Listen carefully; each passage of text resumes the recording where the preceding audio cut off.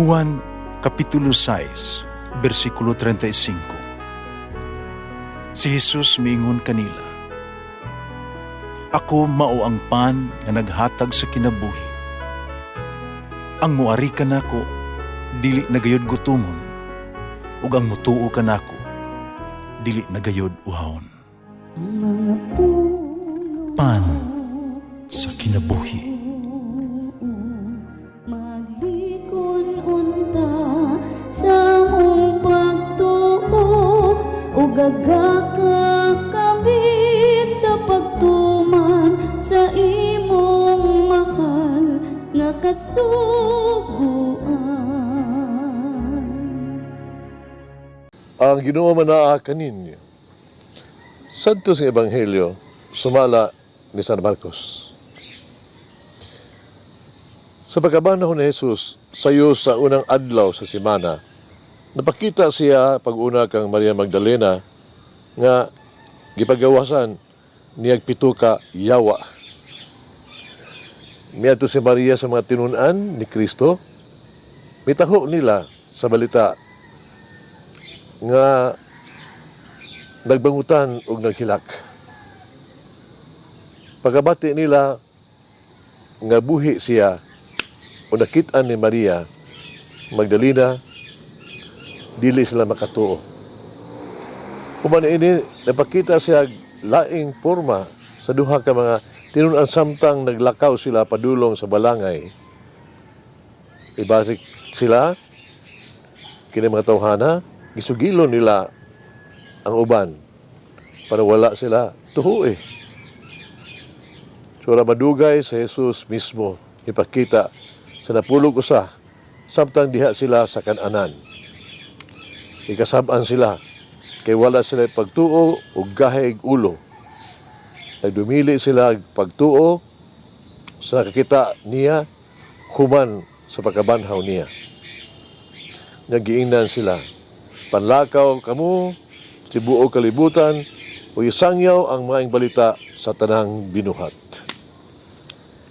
Ang Ebanghelyo sa Ginoo.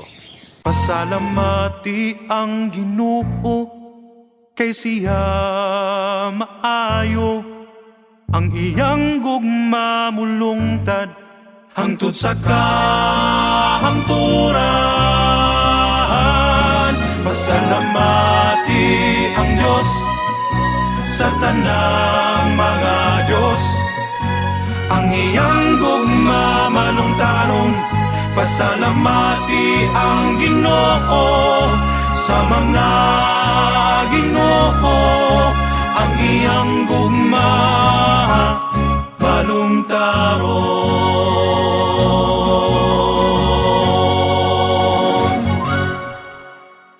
Si Maria Magdalena mitaho nakita sa nabanhaw nga Ginoo. Mga disipulo wala mo tuo.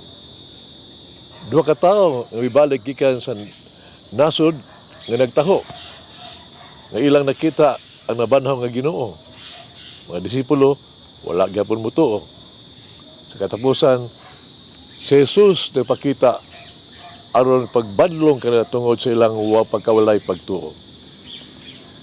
Dayon gipadala niya sila aron pagsangyaw sa Ebanghelyo ngadto sa tanang mga binuhat. Believe and live. Unsa ang gikinahanglan aron ang usa ka tawo makatuo. Na eksperto sa komunikasyon nagsulti kanato kang mensahe dili kun unsa ang gisulti, kundi unsa ang nasabtan. Aron kun ang mensahe dili masabtan, adunay miscommunication. Kung ang mensahe dili madawat o masabtan, adunay pagkaguba sa komunikasyon. Kung mao kana, ang problema sa pagkawalay pagtuo sa mga disipulo, dili ang mensahe sa pagkabanhaw o bisan ang mensahero. Katumo ang ilahang dili matuhuon nga kasing-kasing. Aron pangutan-on karon, tungod karon atong kaugalingon, unsa may nakapugong nato sa pagtuo. Yun. Nato ang nagunahunaan ba nga daan ng mga ideya bahin sa Dios sukad pa sa pagkabata nga kita na hadlok sa Dios. Kawala ba'y paglaom nga dili kita makatuo nga adunay kapasayloan o kabaguan sa kinabuhi? Ang kasakit ba nato ang giantos nga di nato makita sa unahan niini paingon sa langit o kalipay? Ang nakadawat o nakasabot sa Ebanghelyo moadto og mosulti sa matag binuhat gyud, mo share. Magampo kita. Langit nun magagagahong amahan. Salamat ako karong adlaw sa imong dakong gasa ni Jesucristo nga hinigugma mo, agahigugma mo ako pag-ayo nga imong ipadala ang imong bugtong anak aron mabuhi o mamatay alang sa ako ang mga sala. Nagsaulo ko sa iyahang may mayaong pagkabanhaw karon. Ug naangkon ang kadaugan batok sa kamatayon ug sala.